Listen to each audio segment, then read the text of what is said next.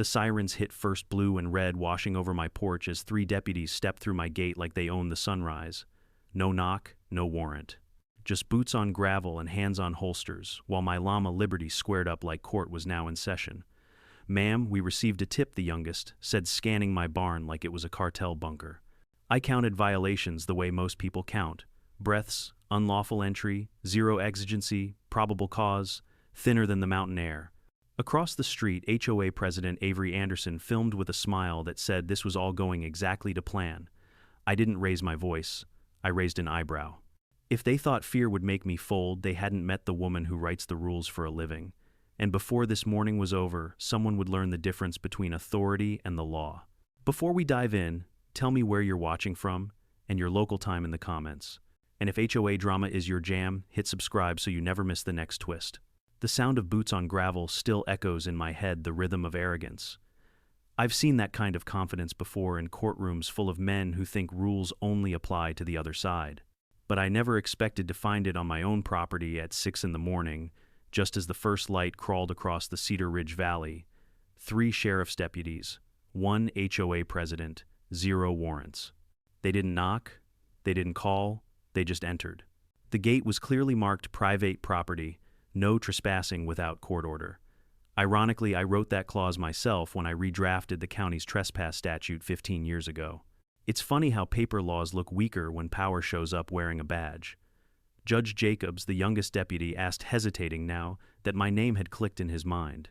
His voice cracked. He was new, maybe 2 years into the force, the kind of rookie who still calls everyone ma'am, even when he's holding a taser. "Not right now," I said. "Right now I'm just a citizen standing on land you've unlawfully entered." His partner, a broad man with mirrored sunglasses, stepped forward. "We received a tip about illegal substances being stored in that barn, ma'am. For your safety, we're conducting a welfare inspection." A welfare inspection. That phrase stung. The HOA loved that term, used it every time they wanted to disguise harassment as concern. Last spring, they inspected Mrs. Dunley's shed because her son built a motorcycle ramp. 2 weeks later, the HOA fined her for unsafe equipment. The pattern was always the same: target pressure Cs. "Who exactly issued this tip?" I asked. "Anonymous source," he said, eyes darting toward Avery Anderson, who stood at the edge of the road in her coral suit, arms folded like a queen, watching her knights go to battle. Her lips twitched when our eyes met. That was all the confirmation I needed. I took a sip from my coffee, lukewarm, bitter, and perfect for the occasion. "Deputy," I said, "you might want to call your sergeant before stepping another inch." But arrogance travels faster than caution. The third officer brushed past me, muttering something about probable cause as he lifted the latch to my barn door. The hinges creaked, and Liberty the llama let out a deep, offended grunt. She's gentle mostly, but she has a nose for trespassers. It happened fast. Liberty lunged, the deputy stumbled, and his taser went flying into a pile of hay. I swear for a moment even the mountains seemed to hold their breath. Then chaos erupted, shouting, boots scrambling, one officer slipping in the mud. I didn't move. I just watched. You'd think I'd be furious, but in truth I felt a strange calm. I'd spent 25 years enforcing the law. I knew what this was, a textbook case of unlawful search. Every second they stayed on my property without a warrant was another nail in their own coffin. When the storm settled, they regrouped red-faced and panting, trying to salvage authority from humiliation. "Sir," the lead deputy said, "this doesn't have to be difficult." "No," I replied, "but you're making it so." That's when I decided to drop the match. "You ever heard of District Judge Austin Jacobs?" The rookie blinked. "Yes, ma'am." "That's me." The silence that followed was almost beautiful. Avery's smile faltered. The deputies stiffened, each one calculating how many violations they'd just committed and how many internal reviews that meant. I took a step forward, calm, deliberate. "You've entered private property without a warrant. That's trespass. You've conducted an unlawful search. That's a Fourth Amendment violation. You've endangered livestock mines specifically, which adds animal cruelty to your growing list. Would you like me to keep going, ma'am, Judge? Please, let's be reasonable." "Oh, I'm being very reasonable," I said. "You're just not used to being on the wrong end of the law." Behind me, Liberty snorted as if to underline the point. I glanced toward Avery. "And you. You orchestrated this, didn't you? That anonymous tip sounds an awful lot like the letter you slipped under my door last week, the one accusing me of violating HOA landscaping rules because my barn paint was too reflective. Tell me, Avery, when did overgrown grass turn into a federal offense?" Her voice was sugar laced with arsenic. "Judge Jacobs, the HOA, only wants to ensure safety standards." We received multiple complaints. From your own board members, I interrupted, all of whom happen to own property bordering the proposed development site. Convenient. For a moment the mask cracked. She glanced at the deputies, hoping they'd back her up, but the young one wouldn't meet her eyes. I lifted my phone, showing the recording screen still active. Just so we're clear, this entire exchange is being documented. If any of you have something else to add, now's the time. No one spoke. Good, I said softly. Then I suggest you leave my property immediately before I file an injunction for criminal trespass and civil rights violations under 42 U.S.C. Section 1983. And trust me, gentlemen, you don't want to be Exhibit A in Jacobs v. County of Cedar Ridge. The rookie swallowed hard. Understood, ma'am. They retreated slow and stiff like soldiers backing away from a landmine they just realized was live. Their cruiser doors slammed, engines roared, and within seconds the dust swallowed them whole. Only Avery lingered, standing by her Lexus with that brittle smile plastered on her face. You know, Austin, she called out, this could have been avoided if you just attended the HOA meetings. We're a community. We like cooperation. I took another sip of my coffee. Then start by cooperating with the Constitution. Her smile twitched. You're making enemies you don't need. Then they picked the wrong profession, I replied. She got into her car and drove off, tires spitting gravel. When the silence returned, it wasn't peaceful, it was heavy, the kind of quiet that follows a warning shot. Liberty brushed against my shoulder, still agitated. I ran a hand over her neck and looked out over the property, my father's land, my inheritance, my responsibility. The barn, the pasture, the irrigation lines he'd built by hand 40 years ago. This wasn't just dirt and fence posts, it was legacy. And they had tried to trample it with a rumor. Back inside, I set my mug down and replayed the body cam footage I'd managed to sync from their transmissions. Public frequency, easy to intercept if you know where to look.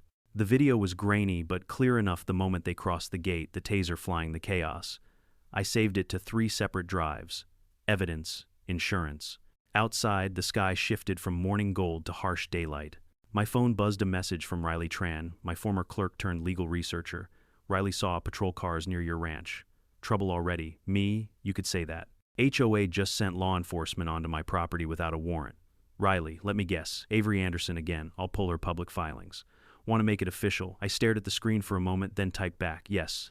It's time to remind them who they're dealing with. That night, I sat on the porch, the crickets droning in the fields. The air smelled of sage and pine, the kind of scent that used to calm me. Not anymore. Now it carried the faint odor of war. Somewhere in town, Avery was already rewriting the story, spinning her version to the HOA board. Routine check, gone wrong. Judge overreacts.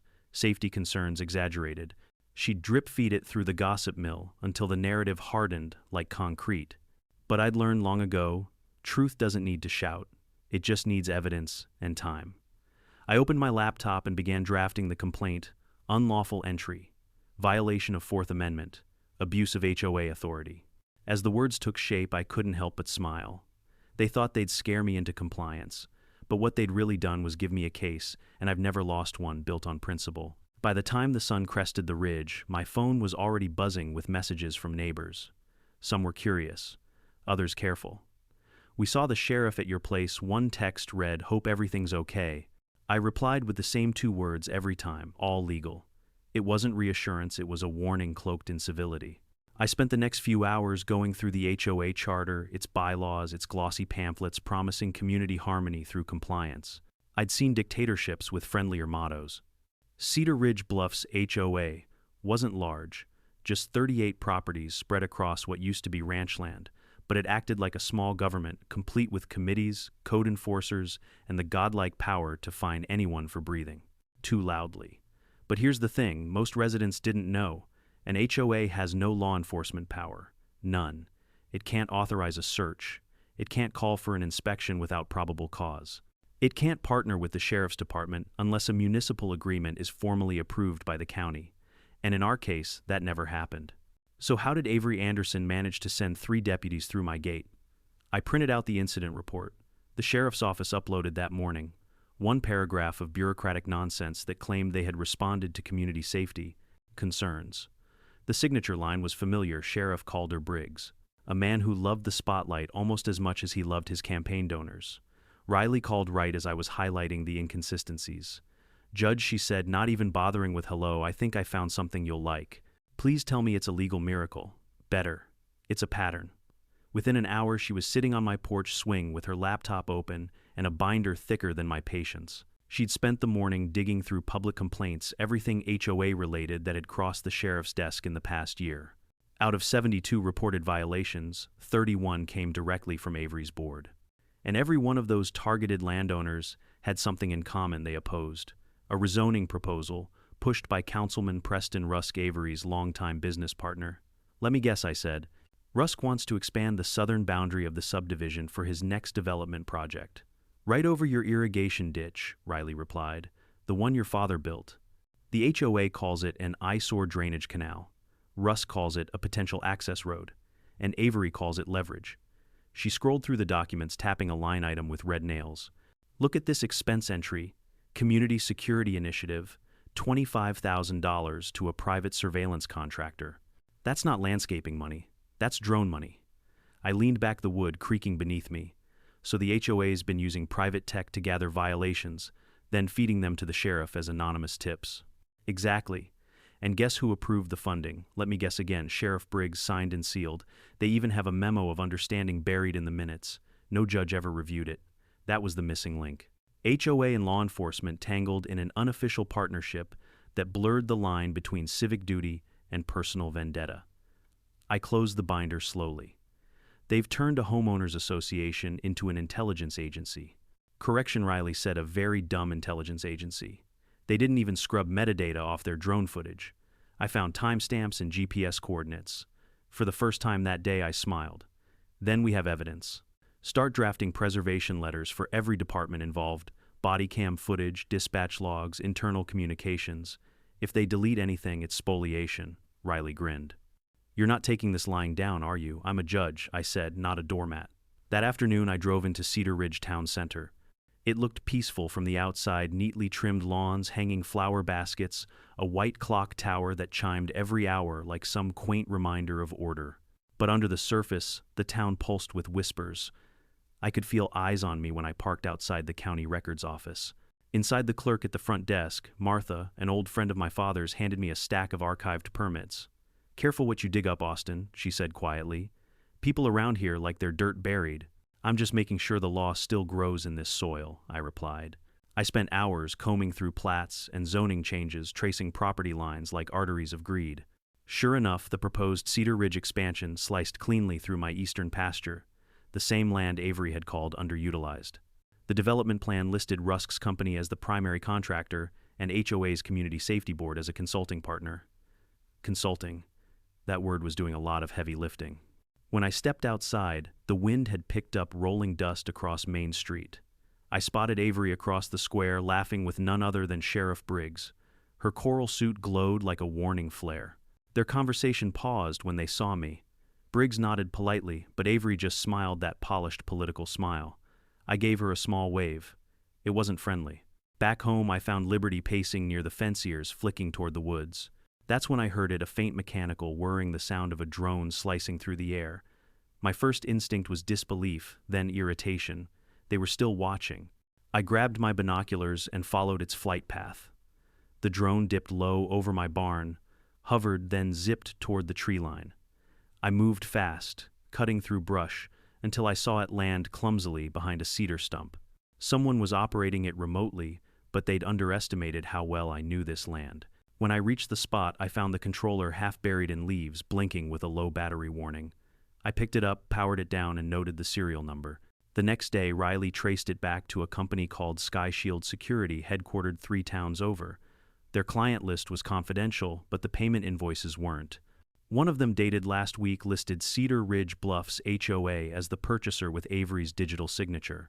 "Gotcha," I whispered, staring at the screen. Riley smirked. "She really didn't think you'd notice. She thinks power is permanent," I said. "She's about to learn it's leased." That evening, a letter arrived in my mailbox. No return address, just my name in block handwriting. Inside was a single USB drive wrapped in a note for when they come again. I didn't plug it in right away. I scanned it for malware first. Riley's paranoia had rubbed off on me. When the system cleared it, I opened the lone video file. Grainy, low light, but unmistakable faces. Avery Anderson, Sheriff Briggs, Councilman Rusk. The camera angle suggested a hidden recorder, maybe in a restaurant or bar. Briggs' voice was low. We can't force her off the land without probable cause. Avery leaned in. Then create some. Get a tip. Anything that buys us time, Rusk added. That property's the last holdout between the Lake Road and the expansion zone. Once she's gone, we break ground within a month. Then Briggs again, and if she fights back, Avery smiled. We make sure she's too busy defending herself to fight. My stomach tightened. It wasn't paranoia, it was proof. I replayed the clip 3 times, memorizing every word, every glance. I didn't know who'd sent it, but whoever they were, they wanted me to win. The wind howled outside, shaking the windows. Liberty brayed in the barn, restless. I couldn't shake the feeling that something larger was moving in the dark, an invisible network of favors, secrets, and whispered deals. But they'd made one mistake. They came after someone who knows exactly how justice works when it's cornered. The next morning, I filed formal preservation requests with the State Judicial Oversight Committee and the Attorney General's Public Integrity Division. No one could claim ignorance now. Every document, every recording, every drone log was legally protected. When I clicked send, I felt the same rush I used to get before handing down a tough verdict, calm, certain, unstoppable. This wasn't just about my property anymore. It was about every resident too afraid to stand up to the HOA. About every farmer who lost land to rezoning errors. About every deputy forced to follow illegal orders. They wanted a quiet judge who'd retire in peace. What they got instead was a federal case waiting to happen. And the next move, it wouldn't be theirs.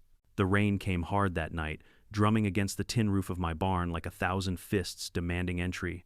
Liberty, my llama, paced inside her stall, ears twitching every time thunder rolled across the valley.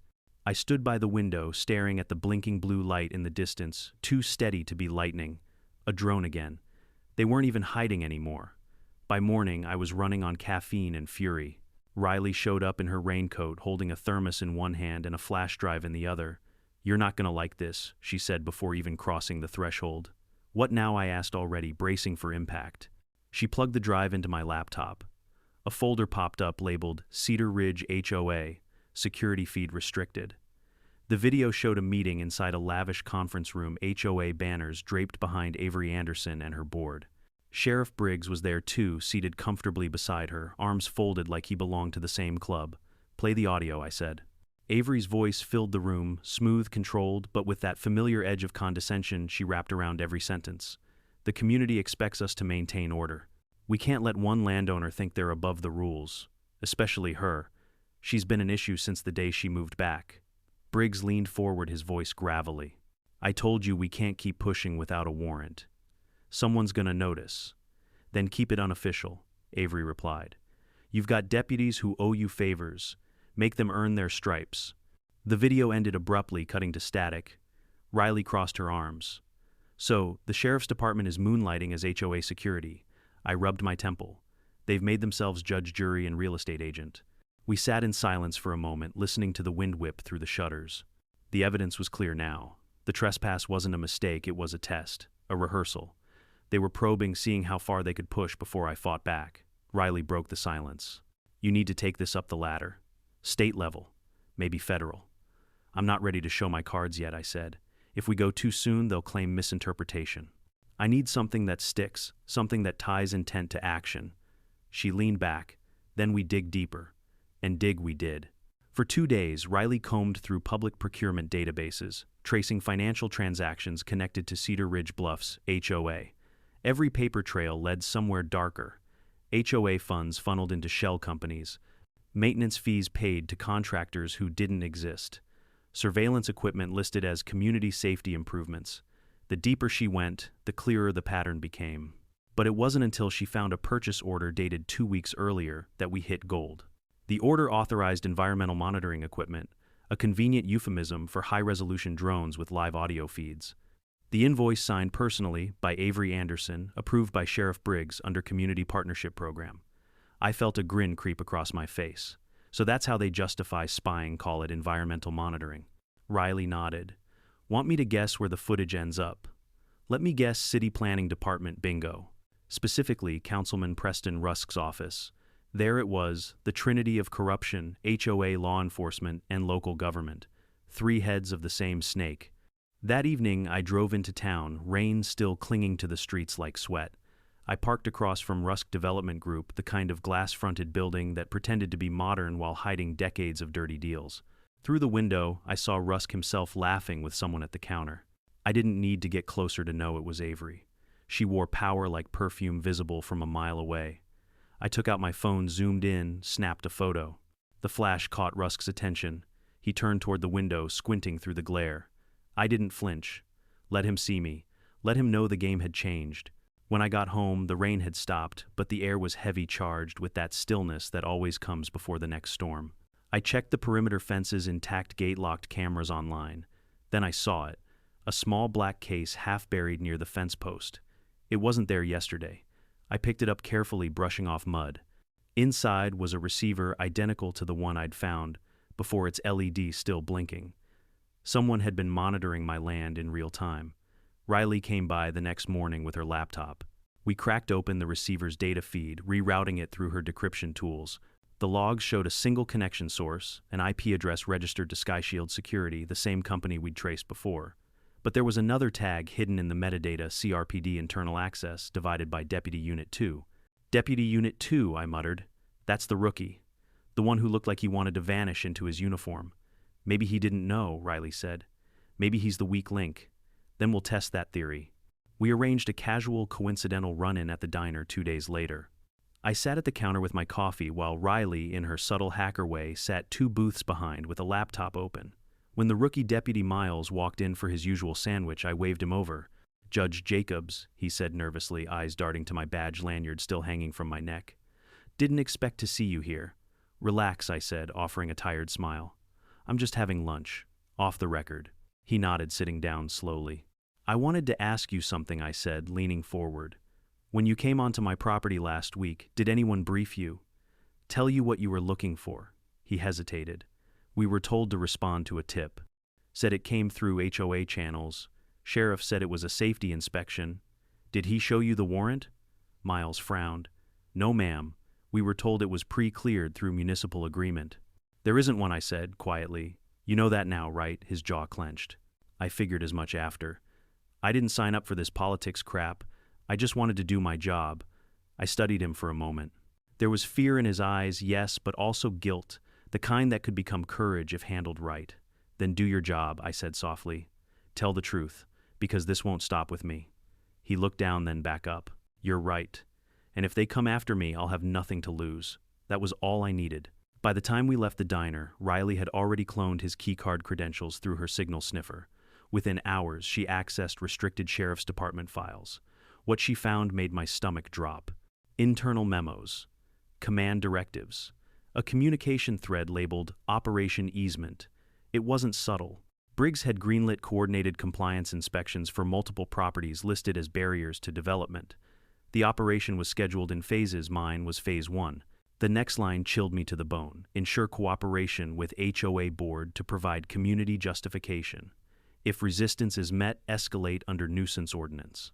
Nuisance ordinance, one of the most abused tools in small-town politics. It allowed property seizures if land was deemed a public hazard. All they had to do was plant something, fabricate evidence, and call it a health risk. Riley exhaled. "They're prepping to condemn your land, Austin. Not if I condemn their scheme first." We worked through the night drafting affidavits, subpoenas, and FOIA requests. The paper trail was tightening like a noose, and this time it wasn't around my neck. I sent copies of the evidence packet to 3 places: the State Judicial Oversight Committee, the Attorney General's Public Integrity Office, and a trusted contact in the Denver press. At dawn, I stepped outside with Liberty at my side. The air was crisp, the kind that makes every sound feel amplified. The valley stretched quiet and innocent, as if the world hadn't just shifted beneath its surface. For the first time in days, I felt something close to peace. Not because the fight was over, it wasn't, but because now, finally, I had the ammunition I needed. Somewhere out there, Avery and Briggs were still convinced they controlled the narrative. But the truth was already on its way to people who couldn't be bought or silenced. And when the next storm came, and it would come, I planned to meet it head-on, with Liberty standing guard and the law on my side. It started with a whisper and ended with fire. The first sign was the smell, that sharp chemical sweetness that doesn't belong on a ranch. I woke up just before midnight, the kind of instinctive alertness you get after years of listening to lies in courtrooms. Liberty was braying from the barn, agitated, her hooves thudding against the wood. I grabbed the flashlight, slid on my boots, and stepped into the cold. The air was still, too still. At the edge of the pasture, the darkness moved. Two figures in hooded raincoats, barely silhouettes under the moonlight, crouched near my tool shed. I froze. They weren't kids. Sneaking around, their movements were too deliberate. One was pouring something from a red can. The other pulled out a small bag from his jacket and tucked it behind a stack of hay. Gasoline and powder, subtle as a sledgehammer. I didn't shout. I didn't even breathe. I flicked on the floodlight with one finger. The entire yard erupted in white glare. The intruders jerked upright, blinded, then bolted toward the fence. One tripped, cursed, and left a boot print in the wet soil before scrambling over the gate. By the time I reached the shed, they were gone, but their smell lingered. Inside, I found the bag they'd planted, a clear plastic pouch sealed with tape, white powder inside. I didn't need a degree in chemistry to know what they wanted it to look like. Meth lab, I muttered under my breath. Creative Avery. I slipped the bag into an evidence box, sealed it, and labeled it with time, date, and GPS coordinates. My old habits kicked in like clockwork. Then, I took photos of the boot print, the gasoline can, the half-burned rag one of them had dropped. Every piece of it screamed setup. By 5 a.m., the faint hum of engines echoed down the dirt road. They didn't wait long. 3 patrol SUVs rolled up, lights flashing. This time they brought paperwork or something pretending to be. "Sheriff Briggs," I said as he stepped out, dressed sharp as always, hair slicked back like a man auditioning for television. "You must enjoy early mornings." He smiled thinly. "We received another tip, Judge Jacobs." This time, it was more specific. I'm sure it was. He held up a folded sheet of paper. "We have a warrant to search your property for controlled substances, signed by Judge M. Kessler." Judge Kessler. The name landed like a brick in my stomach. A golf buddy of Briggs. The same man who'd once tried to have a noise ordinance dismissed because it interfered with his campaign fundraiser. "Probable cause?" I asked. "An anonymous witness observed suspicious activity near your shed," Briggs said, reciting the script like a bad actor reading from cue cards. "We intend to verify that claim." I folded my arms. "Be my guest. But know this, I'm recording everything." He gave a shrug that said he didn't care, but his eyes betrayed a flicker of unease. The deputies fanned out, cameras on, gloves snapping. I followed close behind, staying silent. They found the bag exactly where it was supposed to be, in plain sight, on top of a feed bin where I had deliberately left it after securing it in evidence tape. "Here it is, Sheriff," one of them called. Briggs walked over, crouched, and studied it with mock surprise. "That's quite a find." I didn't speak. I just watched his performance, the way he tried not to smile, the way his fingers brushed the tape as if checking for authenticity. He didn't notice the small sticker I'd placed under the bin's rim, a time-stamped tag from my personal surveillance camera showing the bag being planted hours earlier by his men. It took every ounce of restraint not to laugh. Within an hour, I was in handcuffs. They said it was procedure. I said it was theater. Briggs recited my rights with the enthusiasm of a man savoring his own downfall. My wrists burned, but my voice stayed even. "This will not age well for you, Sheriff." He leaned close. "Some people don't belong here, Judge. Maybe it's time you learned that." They drove me to the county station, cameras flashing from every direction. Avery must have called the local news or leaked it to their HOA forum, which functioned about the same way. By the time I was booked, mugshot taken, and processed, the rumor mill was already grinding out headlines. "District Judge caught in drug scandal, HOA hero exposes local meth operation." If I hadn't been the subject, I might have admired the efficiency. In the holding cell, the cement floor was cold, and the fluorescent lights hummed with bureaucratic cruelty. I sat breathing slow, calculating my next move. Across from me, a guard scrolled through his phone. A notification pinged a live press conference. Even from here, I could hear Avery's voice echoing through the small TV mounted in the corner. "This is a sad day for Cedar Ridge," she said, standing proudly beside Briggs. "No one is above community law, not even those sworn to uphold it. We believe in transparency, accountability, and the safety of our neighborhoods." I laughed. Out loud. The guard looked at me like I'd lost my mind. Maybe I had, or maybe I was just finally seeing how ridiculous their playbook really was. An hour later, the phone on the wall rang. The guard answered, muttered something, then turned to me. "You've got a call." Riley's voice came through the receiver, sharp and electric. "They messed up Austin. I've got the body cam feed." They turned them off for 7 minutes right before the so-called discovery. That's a federal violation. And guess what else? The timestamp from your barn camera proves the bag was planted before the warrant was even issued. I smiled. Beautiful. File the preservation notice. And get in touch with the state AG's office. Oh, I already did, she said. And one more thing, you're not the only one they've targeted. 2 other landowners got HOA fines right after refusing to sell to Rusk's company. Patterns make for good evidence, I said. We'll use it. By afternoon, I was released on bond paid for, ironically, by a collective of farmers who'd been burned by the HOA's antics over the years. The minute I stepped outside, reporters swarmed. Judge Jacobs, do you deny the allegations? Is it true the sheriff found illegal substances on your land? Are you stepping down from the bench? I stopped on the courthouse, steps raised my chin, and said clearly, you'll see the truth in court. Until then, remember this, the law applies equally to everyone, even those hiding behind badges and HOA titles. That clip went viral before I even reached home. Back at the ranch, Riley was already waiting, surrounded by files, coffee mugs, and what looked like a battlefield of sticky notes. Liberty rested nearby, chewing hay like a furry bailiff. I hope you're ready, she said. This is going to get ugly. Good, I replied, taking off my coat. Ugly makes the truth easier to see.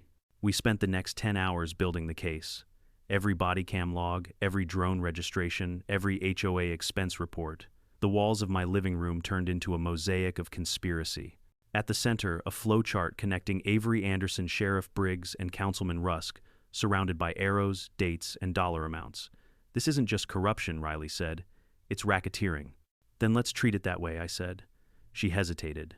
You sure you want to do this yourself? You could get any attorney in the state to represent you. I looked at the stack of documents, the warrant, the photo of my mugshot Avery had probably printed and framed. No, they wanted a spectacle. Let's give them one. I'll represent myself. That night, I drafted the first motion to suppress illegally obtained evidence and dismiss charges due to procedural misconduct. The legal citations flowed like old poetry. Map v. Ohio, 367 U.S. 6431961. United States v. Leon, 468 U.S. 8, 971984. The fruit of the poisonous tree doctrine, simple, elegant, unstoppable. When I finally crawled into bed, exhaustion hit me like a gavel. But beneath the fatigue, a strange calm settled in, the kind that comes right before the verdict. Outside, the wind picked up again, rattling the shutters. Liberty stirred in her stall. Somewhere out there, I imagined Avery watching the local news, sipping wine, thinking she'd won. Let her. Tomorrow, I'd file my motion. And when the courtroom doors opened, the real trial wouldn't be mine, it would be theirs. The courthouse smelled the way it always did, like polished wood, old paper, and quiet ambition. I'd walked these halls for 25 years in a robe, not a blazer. Now I walked them as a defendant. The irony was almost cinematic. Reporters crowded the steps outside, flashes slicing through the early morning fog. Someone shouted, "Judge Jacobs, do you still believe in the system?" I didn't stop. I just answered without turning my head. More than ever. That's why I'm here. Inside, the courtroom buzzed with tension. On one side sat Sheriff Calder Briggs and his deputies, pretending to be unbothered, their polished badges catching the light like shields. Avery Anderson was there too, in her signature coral suit, front row center, holding a legal pad she'd never use. Her smirk told me everything. This was entertainment to her. The prosecution's table was occupied by Mason Cole, my ex-husband, now defense counsel for the sheriff's office. Life has a cruel sense of humor. He looked exactly the same, confident, smug, and convinced charm could replace evidence. When the bailiff announced the case, I rose and adjusted my jacket. "Your Honor," I began, "I'll be representing myself." A murmur rippled through the crowd. Mason's eyebrows lifted. "Representing yourself. That's a bold move, Austin." "It's called faith in the Constitution," I said, sliding my files onto the table. "You should try it sometime." The judge, presiding over the hearing, was a temporary appointment, Judge Eleanor Drake, flown in from Denver to ensure impartiality. I'd known her years ago when she was still a prosecutor. She gave me a single sharp nod before speaking. "Let's proceed with the preliminary hearing. Mr. Cole, you may present your case." Mason stood, buttoning his jacket with theatrical flair. "Thank you, Your Honor. This case is at its core about betrayal of community trust, of law enforcement's goodwill. The defendant, though a respected former judge, was found in possession of a suspicious substance. Objection, I cut in. Loaded language. The alleged substance has not been confirmed to be illegal, and your opening statement reads like tabloid poetry. Judge Drake's lips twitched. Sustained. Keep it factual, Mr. Cole. He cleared his throat, glaring at me briefly before continuing. The Sheriff's Department acted on credible intelligence provided by the Homeowners Association, which is not to clarify a recognized law enforcement entity under Colorado state law, I interjected again. Mason exhaled sharply. Your Honor is the defendant planning to interrupt every sentence, only the inaccurate ones, I replied. The gallery chuckled softly. Avery's smirk wavered. When it was my turn, I approached the podium with my evidence binder, a thick compilation of time-stamped photos, body cam transcripts, drone logs, and email exchanges Riley had uncovered. I could feel every eye in the room watching, waiting for me to falter. Your Honor, I began this case is not about drugs or safety or even community. It's about control, manufactured by an HOA president, executed by a sheriff, hungry for power, and sanctioned by a local government eager to erase resistance. What happened on my property was not an investigation. It was an ambush. I clicked the remote in my hand, projecting a still frame onto the courtroom monitor. The image showed the deputies on my land, captured from my own security feed, time-stamped 37 minutes before the warrant was signed. A low gasp rippled through the audience. This, I said evenly, is the moment law enforcement stepped onto my property, without authorization, without exigent circumstances, and without even bothering to knock. They were not acting under the law. They were acting under orders from the HOA. Mason tried to object, but Judge Drake raised a hand. Overruled. Continue, Judge Jacobs. Thank you. I turned another page. Now let's talk about evidence tampering. I displayed a new photo, one taken from the hidden camera under my feed bin. It showed two figures, one carrying a red gasoline can, the other holding a plastic bag. The same bag later found during the search. Here's your probable cause, I said, voice steady but sharp, caught red-handed. I trust the prosecution will have a field day explaining why the timestamp on this footage predates the warrant by 3 hours. Mason's face flushed. That video could have been fabricated. Then let's hear it from the source, I said, turning toward the back. Deputy Miles, would you please take the stand? The young deputy hesitated, glancing nervously at Briggs, then back at me. I gave a small nod, reassuring, not commanding. After a moment, he stood and made his way to the witness stand. Under oath, his voice trembled, but didn't break. We were told to follow an anonymous tip. Sheriff said it came from the HOA. We didn't have a warrant at first. When I asked about it, he told me it was coming after the fact. Mason shot up. Objection, hearsay overruled, Judge Drake said immediately. Deputy, continue. Miles swallowed hard.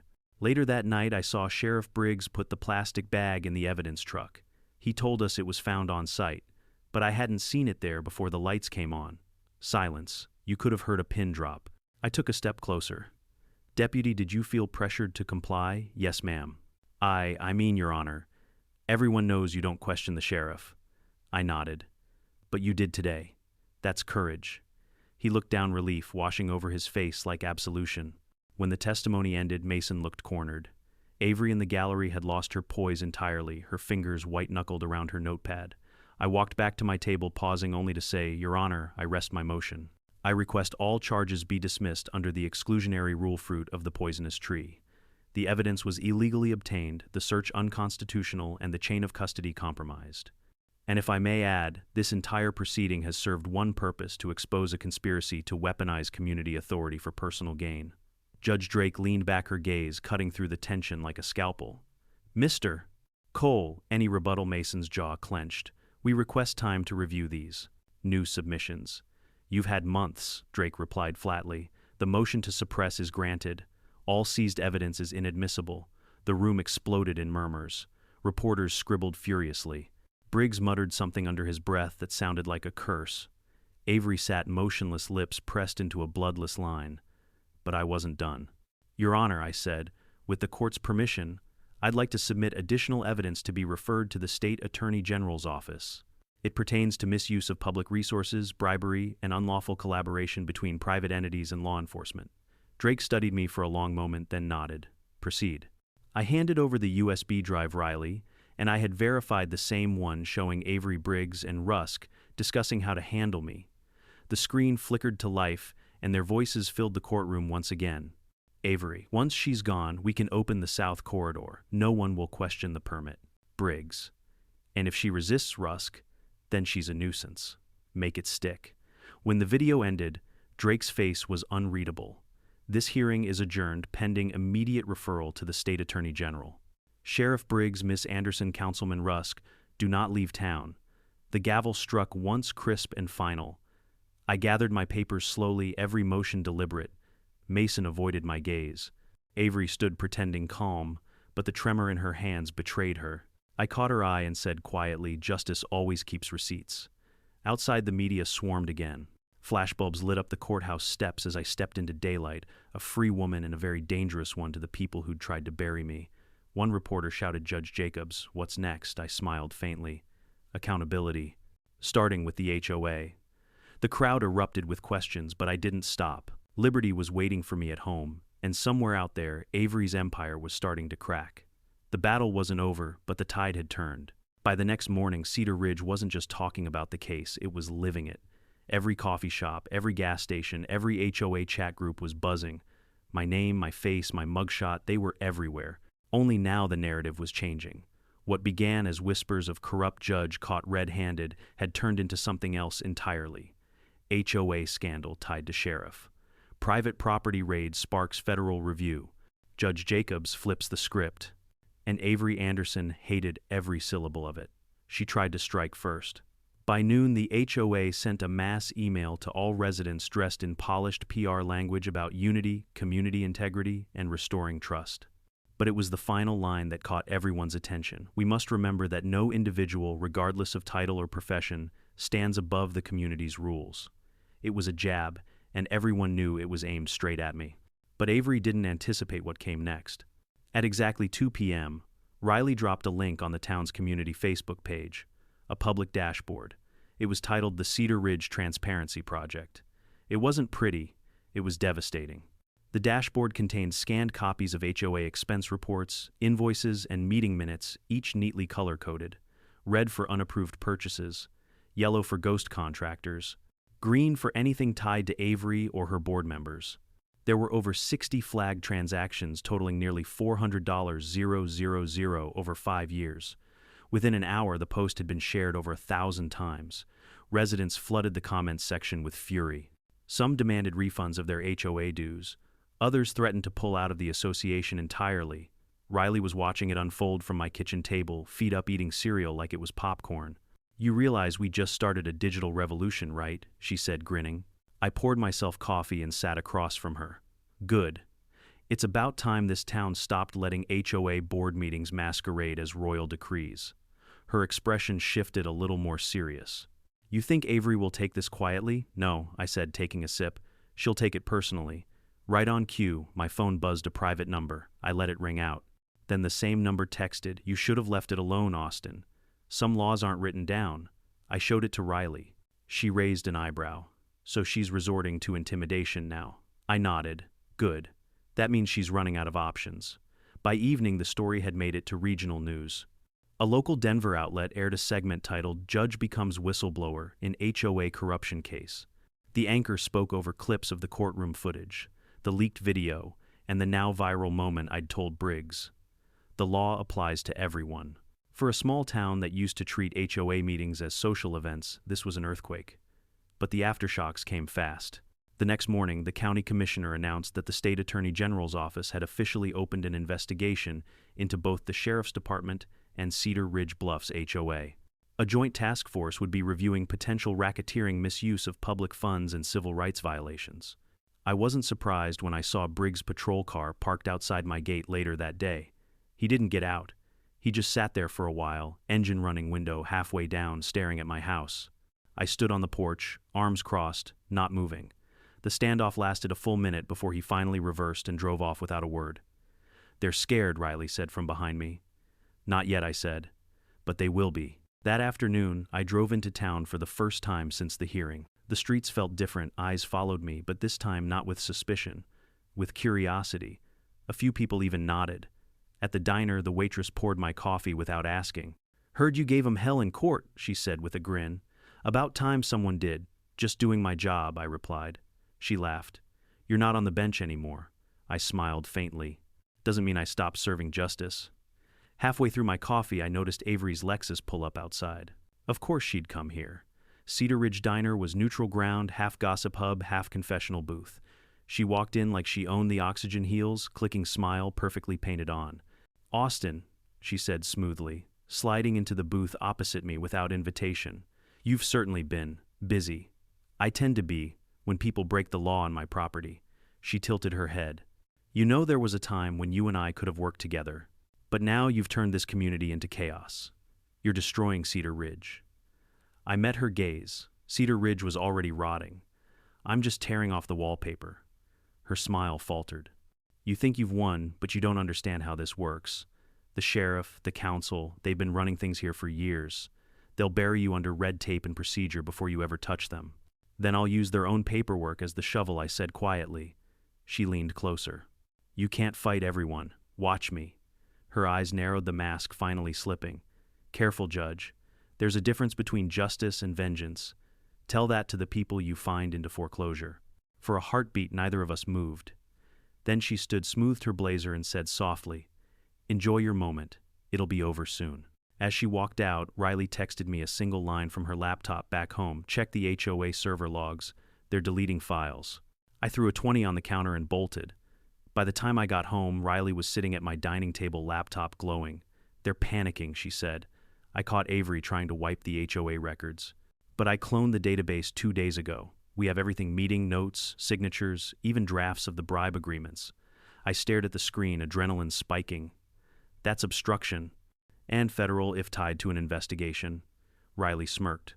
"Already forwarding copies to the task force." "Oh, and guess who emailed the sheriff 15 minutes ago?" I frowned. "Rusk Bingo." Subject line: "We need to talk before this explodes." They were unraveling one thread at a time. 2 days later, Avery held another press conference on the courthouse steps, flanked by a handful of loyal board members.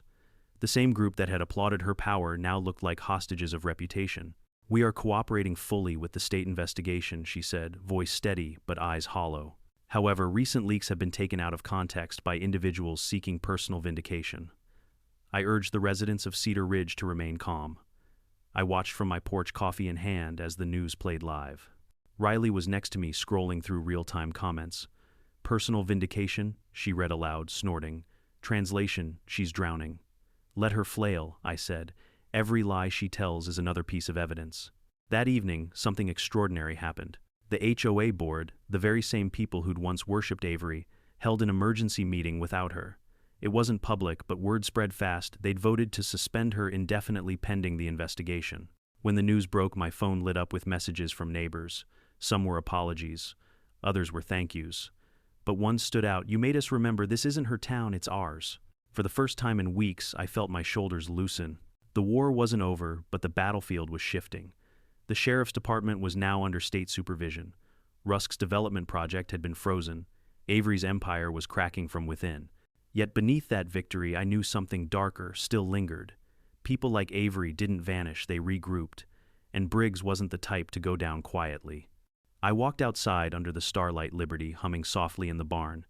The night was calm, deceptively so. I could almost believe it was over. But deep down, I knew better. There were still secrets buried in this town, and some of them had my father's name written on them. The next storm hadn't even started yet. It began with a letter, a plain white envelope, hand-delivered, no return address, just my name scrawled across the front in black ink. I found it tucked under the porch mat early one morning as fog drifted low over the hills. For a brief, foolish second, I hoped it was from the state's attorney confirming indictments against Avery and Briggs. But the handwriting stopped me cold. I'd seen it before, decades ago. On old documents my father used to keep in his study. I slid it open carefully. Inside was a single sheet of yellowed paper and a faded photograph, my father shaking hands with a much younger version of Sheriff Briggs. On the back, someone had scribbled, "History repeats itself when no one remembers who wrote the rules." My pulse quickened. Beneath the photo, folded twice, was an old town council memorandum dated 1996, a land annexation agreement for Cedar Ridge, signed by my father and Councilman Rusk's father. The signatures bled together like ghosts of unfinished business. So that was it. This war didn't start with me, it started with them. I sat at my desk for an hour, staring at the paper, trying to decide whether this was a warning or a confession. Then I called Riley. She picked up on the first ring. "You sound like someone who just opened Pandora's mailbox." You're not far off, I said. Get over here. Bring your laptop and caffeine. When she arrived, I laid the documents out on the table. Her eyes widened. Austin, this is ancient history. History with a heartbeat, I replied. Look at the seal. It's still valid. This annexation gave the HOA the right to manage zoning consultations decades before they existed. That's how they've been hiding their authority loopholes. My father must have signed this under pressure. She scrolled through the scanned copy. Pressure or leverage. Maybe both. You think Avery knows about this? She doesn't just know. She's using it. And if she figures out I have it, she'll panic. Riley leaned back. Then we make her panic faster. We spent the next 12 hours constructing what I later called the cascade. It wasn't a single document or press release, it was a sequence. First, a legal motion to the federal court requesting a preliminary injunction to suspend all HOA enforcement activity under suspicion of fraud. Then, a press packet scheduled for release 24 hours later, automated time lock detailing the entire lineage of corruption from 1996 onward. Once this goes live, Riley warned there's no pulling it back. Good, I said. They burned bridges. I'm torching the highway. The next morning, the courthouse looked different. There were no cameras, no crowds, just quiet dread. The federal task force had arrived, and for the first time, the local sheriff's office was locked from the outside. Deputies stood awkwardly by their cruisers, unsure which orders to follow. I walked in alongside Riley and our federal liaison, Special Agent Hollis, a woman with the kind of calm that comes from years of reading corruption cases like bedtime stories. Judge Jacobs, she greeted. We've reviewed your filings. They're airtight. If half of this is corroborated, you're about to detonate half the county's political machine. I'm counting on it, I said. By noon, the federal court convened a special hearing.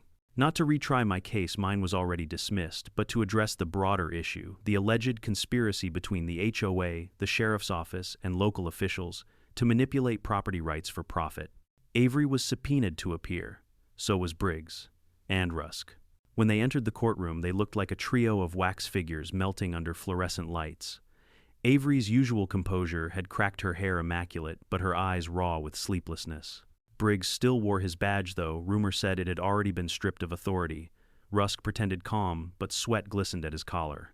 The hearing began with testimony from Special Agent Hollis, who laid out the basics: unauthorized surveillance by private contractors, tampered warrants, financial collusion between HOA dues and development kickbacks, and finally the use of law enforcement to intimidate dissenting homeowners. Then came the exhibit's financial ledgers. Riley had decrypted email trails. Avery thought she'd deleted, and the scanned 1996 annexation agreement connecting their entire empire back to one illegal signature. When the photograph of my father and young Briggs appeared on the screen, I felt a knot tighten in my chest. I hadn't planned to see it again, not like this. But truth, like justice, doesn't wait for comfort. Mason Cole, my ex-husband, sat quietly behind the defense table. He wasn't representing them this time. His firm had dropped Briggs and Avery after the video leak. Still, he'd come to watch. When our eyes met, he gave a subtle nod, maybe respect, maybe regret. Then came the testimony that changed everything. Deputy Miles stepped up again, this time under federal oath. The night we searched Judge Jacobs' property, he said, voice steady. Now Sheriff Briggs gave direct instructions to find something, anything. He said the HOA needs results.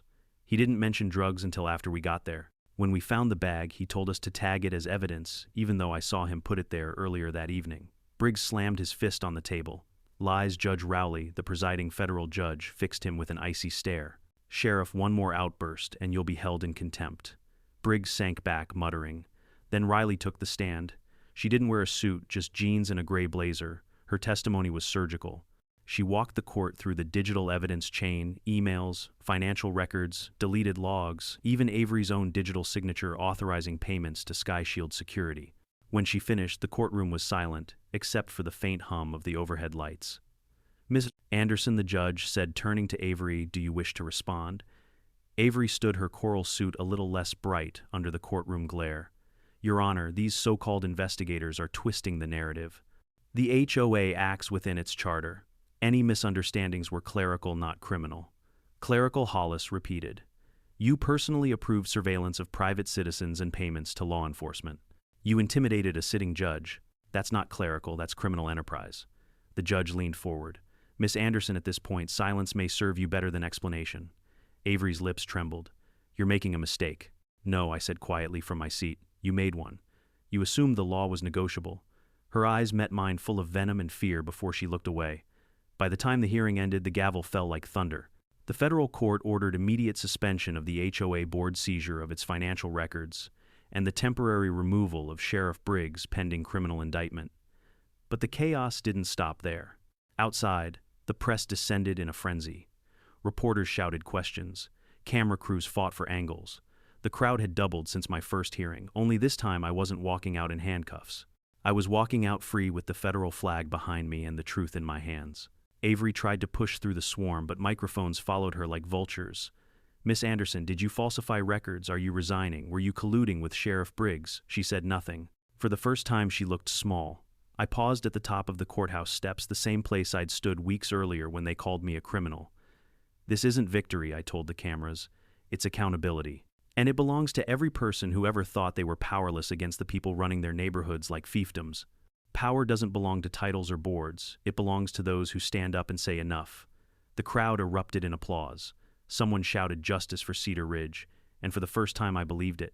That night, as I drove back through the quiet valley, the weight of it all began to settle. The air smelled of wet pine and smoke from someone's fireplace. I rolled down the window, feeling the wind rush against my face. The stars were clearer than they'd been in weeks. When I pulled into my driveway, Liberty lifted her head from the grass and hummed softly as if asking, "Is it over?" "Almost," I said, stroking her neck. "Almost." Inside, Riley was on the couch, laptop balanced on her knees. "You should see the news," she said. "Briggs was taken into custody an hour ago. Rusk, too. Avery's under house arrest until the grand jury convenes." I poured a glass of wine, finally allowing myself to exhale. "Then maybe," I said, "we finally cleaned house." Riley smiled. "You didn't just clean it, Austin. You fumigated the whole damn county." I laughed for the first time in days. But deep down, I knew something still lingered in the shadows, those old signatures that buried history my father once tried to keep hidden. Some truths take longer to unravel. But for now, justice had drawn blood, and Cedar Ridge would never be the same. The storm that had been building over Cedar Ridge for years finally broke. By the time the indictments came down, the entire county was watching. Headlines screamed from every news outlet: HOA president, sheriff, and councilman charged in corruption scandal. Federal investigators raided the HOA office, hauling out computers, boxes of documents, even framed certificates of community excellence that now looked like trophies of hypocrisy. It was over, or at least that's what people wanted to believe. For me, the end didn't feel like victory. It felt like silence, after a courtroom verdict, heavy, necessary, but not quite relief. Justice, I'd learned, doesn't bring peace. It brings responsibility. The first call came from the State Judicial Council asking if I'd consider rejoining the bench once the dust settles. I thanked them but said no. I didn't want to sit above the law anymore. I wanted to be inside it, where the real fight happened. A week later, the State Attorney General announced the formation of a temporary civic oversight committee to restructure Cedar Ridge Bluffs HOA. The goal: transparency, accountability, and resident participation. Somehow, I ended up chairing it. "Retirement really suits you," Riley teased as she helped set up the first community meeting in the town hall. "Most people spend their free time gardening. You declared war on municipal corruption." I laughed. "I'm still gardening. I just pull different weeds now." When the meeting began, the hall was packed. Faces I hadn't seen in months, neighbors who once avoided eye contact at the grocery store, now filled every row. There was an energy in the air, nervous but hopeful, like a community taking its first breath after years underwater. I stood at the podium and looked out at them. "I know some of you still don't trust me," I began. "And that's fair. Trust isn't given, it's rebuilt. But today we start over. The HOA no longer owns this town. You do." A murmur of agreement rippled through the crowd. "We're instituting open meetings, recorded minutes, and resident voting rights for all major expenditures," I continued. "Every dollar will be accounted for, every fine appealable, and no one, not a sheriff, not a councilman, not even a former judge, will be exempt from the rules we agree on together." Someone in the back shouted, "What about the development project on hold?" I said. "Pending federal review and environmental assessment. Cedar Ridge isn't for sale anymore." The applause that followed wasn't loud, it was steady, rhythmic, real. After the meeting, a young couple approached me. They owned the beekeeping property that had once been targeted by Avery's board. "Thank you," the husband said. "You gave us back our land." I shook my head. "You gave it back to yourselves. You just needed someone to remind you how. Outside, the evening, sun dipped low, painting the mountains gold. Liberty was waiting by the fence when I got home, her wool catching the light like a halo. She'd become a local legend, the llama of Liberty, as the kids called her. Someone had even made a meme. Bellwood had a goat named Justice, Cedar Ridge has a llama named Freedom. I had to admit it wasn't bad branding. Over the next few weeks, things changed. Briggs resigned in disgrace before sentencing. Rusk accepted a plea deal and forfeited his land holdings to the county. Avery, ever defiant, tried to fight the charges but folded when Riley uncovered one last hidden account under her name, $120 0 inches HOA consulting fees. She was convicted of fraud and obstruction, sentenced to 5 years in federal prison. The morning she was taken away, I stood by my window with coffee in hand, watching the convoy of black SUVs roll down the road. It was poetic in a way. The same flashing lights that once came to intimidate me now carried away the people who sent them. Still, I couldn't shake one thought, the old annexation document, the one my father had signed. I'd spent nights poring over it, searching for clues to his involvement. In the end, I realized he hadn't been corrupt. He'd been cornered. Cedar Ridge's corruption wasn't born in greed. It was born in fear.